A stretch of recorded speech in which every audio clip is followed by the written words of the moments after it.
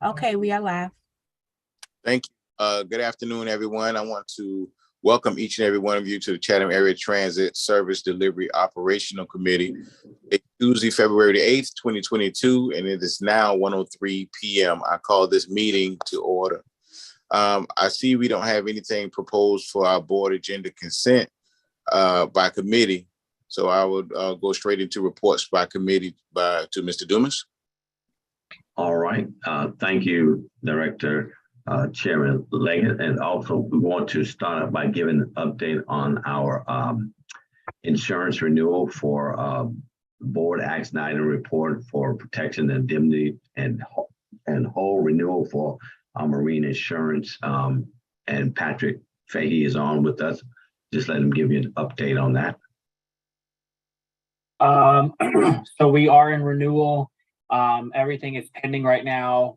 We're still waiting on proposals from carriers. After speaking with our partners over at Sterling, Seacrest, Pritchard, they're confident that we're going to get a renewal with our incumbent carrier. They are projecting an overall premium increase at around 10%. And that's just due to loss ratio from years ago and deteriorating marketing conditions. We've already budgeted that. So once we get the proposal, we'll be sending that over for review.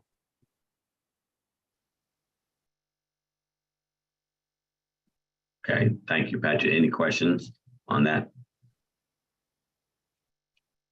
Okay, if not, we will go into our service delivery operational committee and present our presentation. I'll slide to you in just a moment, as soon as it's loaded.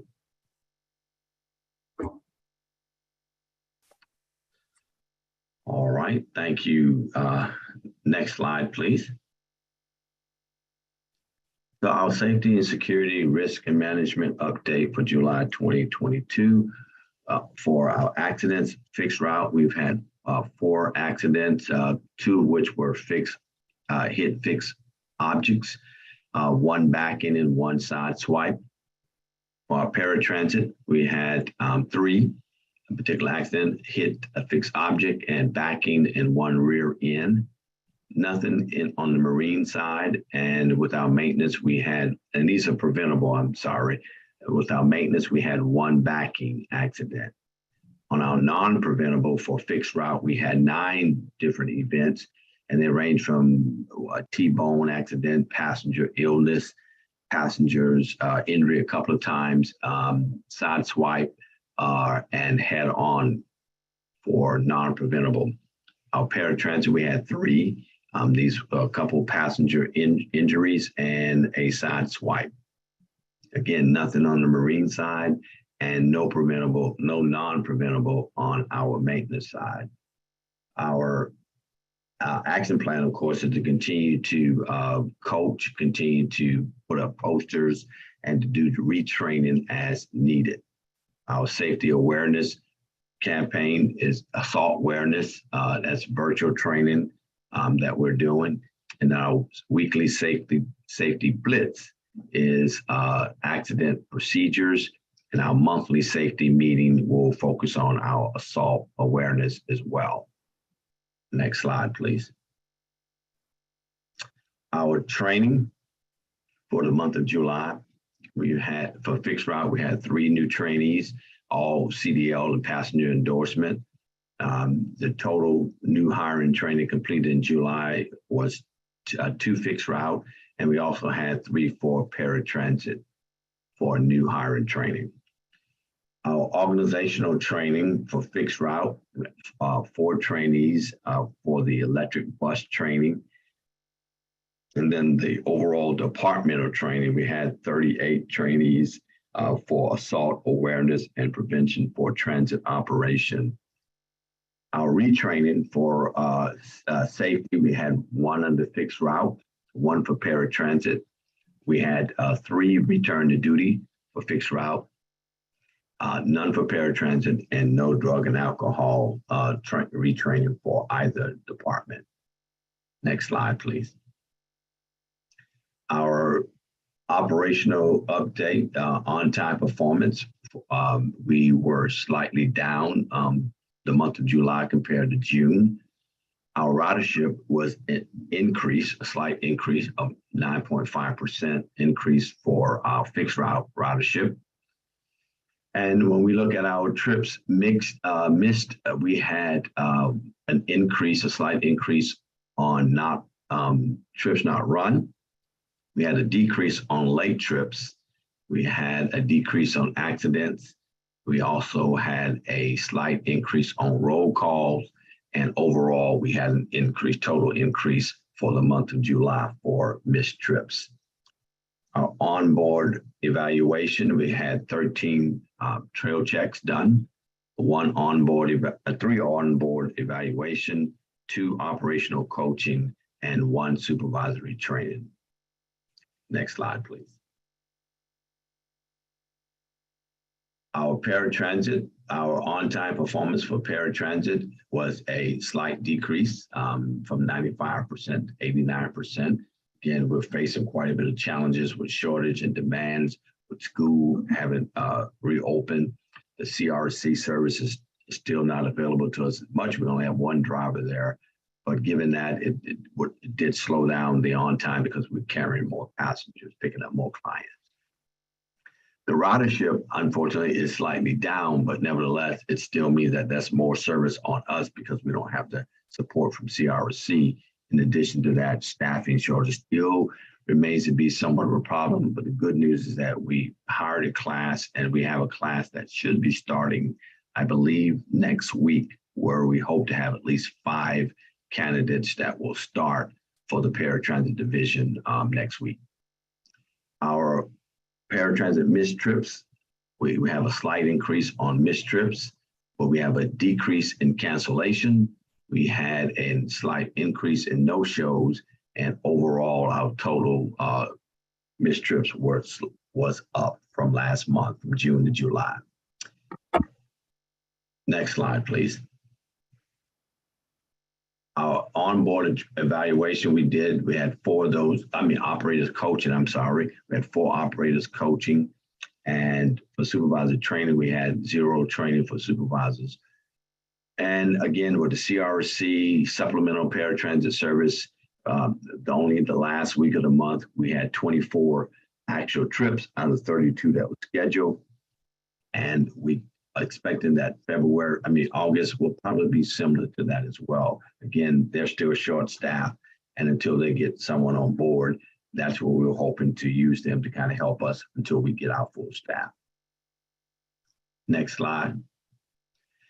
Our marine service, our ridership is down, which is not normal. Normally we are increasing, but we had a downtime for the month of July compared to last month, but it's still way above our normal average for ridership for the ferry service. And our vessels operation conditions, we have the Susie King, there's no major changes. We're still waiting for bids on the Juliet Gordon Low. I don't know if Mr. Allen is going to join us, but he may have some additional information on the Juliet Gordon Low on the bidding process for rehab. Our Florence Modest, that's still operational, as well as the Mary Musgrove.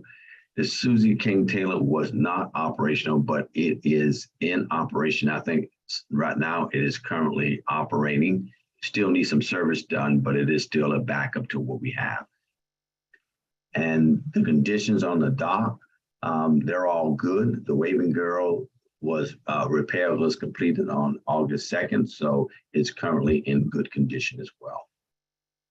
Next slide, please. Our maintenance operation, we have a means distance between vehicle failure for fixed riders over 17,458, which is above our normal. And also paratransit is still high, 69,245. Our PM compliance, 100%. All of our ASE certifications are up to date. And far as repairs, we had 1 vehicle, 1109, which is one of our fixed route buses. It is engine replacement is being done with that particular vehicle. Next slide. On update, so operators driving hours, we have recently implemented, and it'll actually go in effect on the 1st of September, but we begin to modify that even now. We're following in accordance with the guidance from the Georgia DPS Motor Carrier Compliance Division, where all drivers operating commercial motor vehicles must have a limit on how many hours that they can drive a vehicle without having a break. So the short of it is that none of our drivers will exceed 10 hours driving in any particular day, and 12 hours on duty altogether. And when they do so, they must have at least 8 hours consecutive, 8 hours off duty before they're able to begin to operate again. What it basically means that on a weekly basis, they can drive no more than 70 hours, and in the 2 weeks period, no more than 140 hours. It kind of means that 10 hours a day, in order to max those hours, they will need to be available 7 days a week. But right now, we're going to reduce that. We're reducing it already. And the goal is to keep the operators safe, keep them alert, not to have them to work these extended hours, even though we're still in a crunch as far as service deliverable, short staff, but we have to follow these guidelines. It's not a choice. So we just want you to be aware that if there's some concern, some complaint about service being impacted, we cannot continue to allow our drivers to operate vehicles more than the 10-hour time frame. On the COVID-19, again, we're continuing to follow the CDC guidelines. We are continuing to encourage our passengers to wear masks. It's not mandatory, but we encourage them to do so, as well as our employees on staff. There has been an uptick. We've had some employees who have tested positive recently on the job. And so we're encouraging them to wear masks, especially when they're in close proximity of each other. Some of our maintenance staff oftentimes share a vehicle when they go to certain sites to do their job. And so we encourage them to wear their mask when they're driving, while driving in the same service truck. And finally, our monkeypox. We're just updating staff, bringing awareness to all of our employees about the disease. It is, we understand that Chatham County Health Department is giving out the vaccine for those who meet the criteria. It is a targeted population now that can get the vaccine. And so we just want to make sure that our employees are aware. It's not like the COVID that if you're out and about and all of a sudden you've contracted this virus or this, but if you do, you would have to meet criteria by the health department in order to be able to get the vaccination. So not any and everyone will be able to get it. Our health department here, they received a dose, some of the boost, but they did not see vaccine, should I say, but they did not receive a large quantity because there was folks on the Atlanta area in the beginning. So some of what I've heard is that individuals who could not get it here, the next closest place in Georgia was Brunswick, Georgia. It is first come, first serve. So there's no appointment you can make. They'll make an announcement that they have the vaccine and first come, first serve, but you still have to meet the criteria of the guidelines in order to get the vaccination. And I believe that's all that I have. If you have any questions, I'll be glad to entertain that at this time. Director Leggett, we're going to have this is going to be followed by very detailed update on the Marine Services state of affairs. I know Mr. Dumas went over that at a sort of high level, but Mr. Allen is here and is going to go over a presentation with you to bring you a bit more up to date on the status of Marine Services. Yes, ma'am. I just wanted to amend what I said earlier, that the date I said was wrong. Today is August the 9th.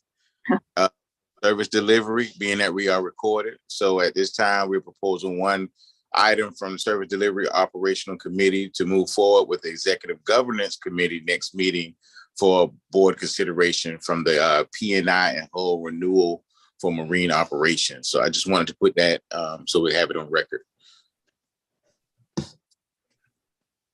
Thank you, ma'am. Very good. Sure. With that, Director Leggett, if you're all right, we will go into the Marine Services State of Affairs on the Savannah bill. Please.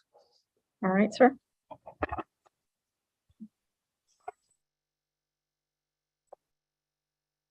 Well, hello, everybody.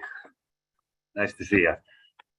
So we, of course, as you may know, have been facing a lot of challenges this year, really towards the beginning of the year up till recently, a lot of staffing challenges. We are getting a whole lot better on that end. Recently, last month, we hired 2 new full-time captains, which has helped us out tremendously. The 2 areas that we're still lacking in, we still need a full-time deckhand, and we also still need a full-time mechanic. Now, the mechanic is a big deal. We haven't had a full-time mechanic working for us since February. Now, we have been utilizing outside resources such as a company called W.W. Williams. I'm not sure if you're familiar with them. They've been a huge help recently, helping us recondition some of our engines, get them tuned up, helping with various issues. And also our previous full-time mechanic, he has also stayed on with us part-time. So he has another job and he comes and helps us when necessary. But for the most part, for the day-to-day things that, break down or things that need to be taken care of, it's myself and Captain Dave and a couple other employees who help out with those issues. And,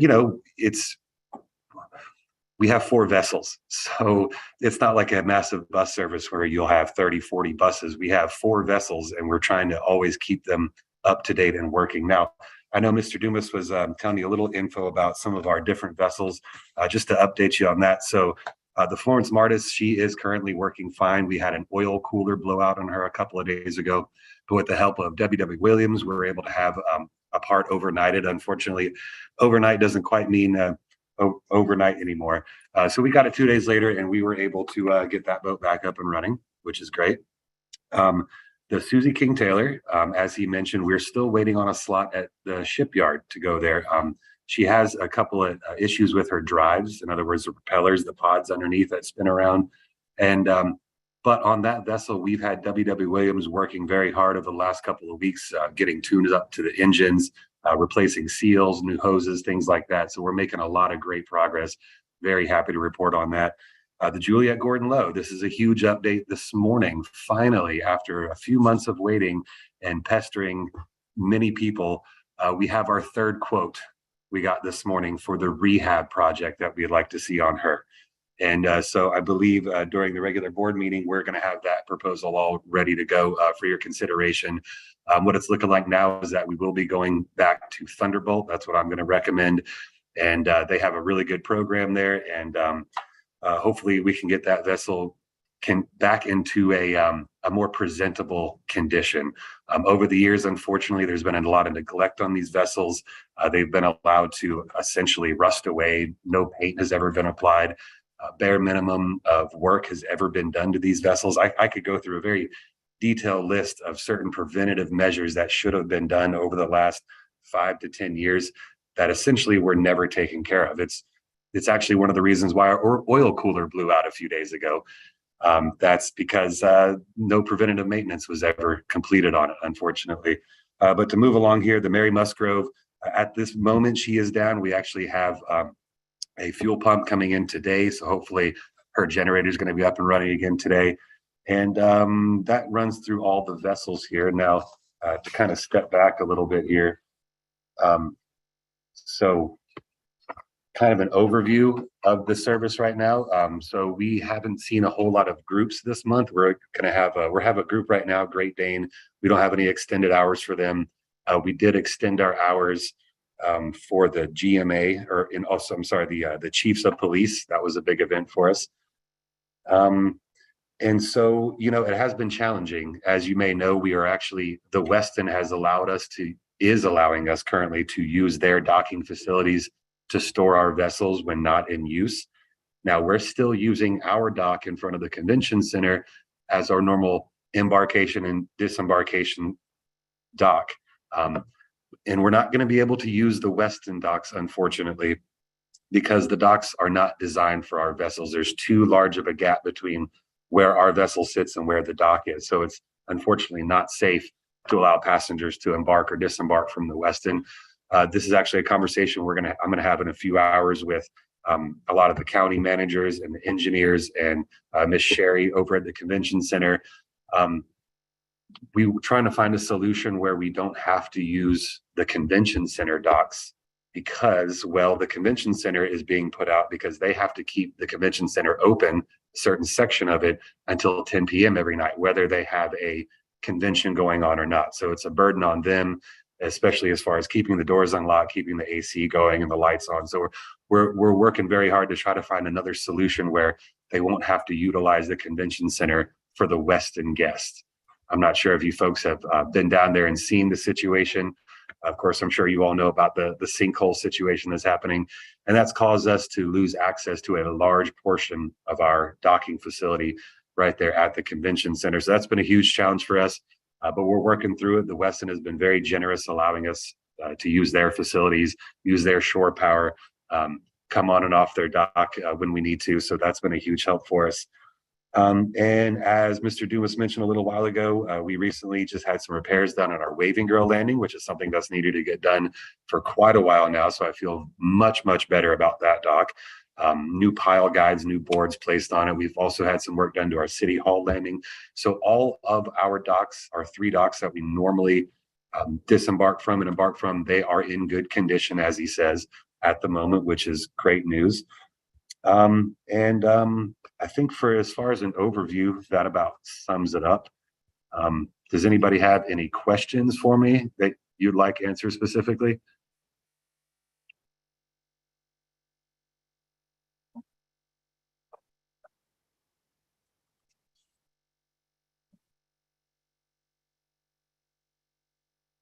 Thank you, Director.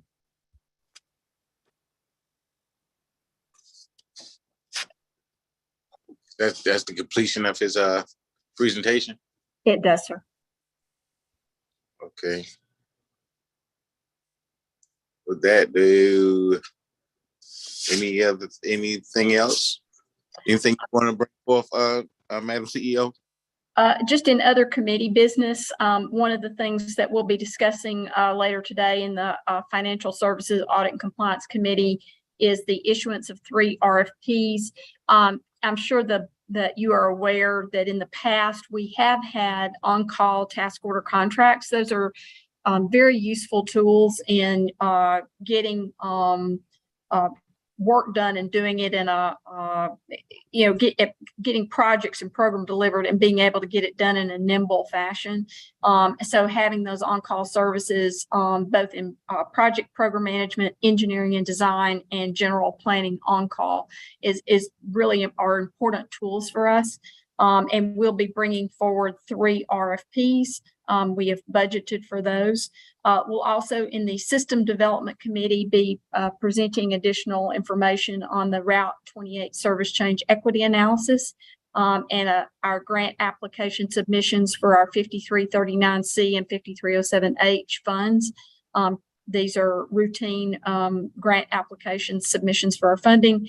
And then we will, in the Executive Governance Committee, we'll be talking about a committee structure revision to align the System Development Committee with the Planning and Infrastructure Development naming that is consistent with how the reorganization process.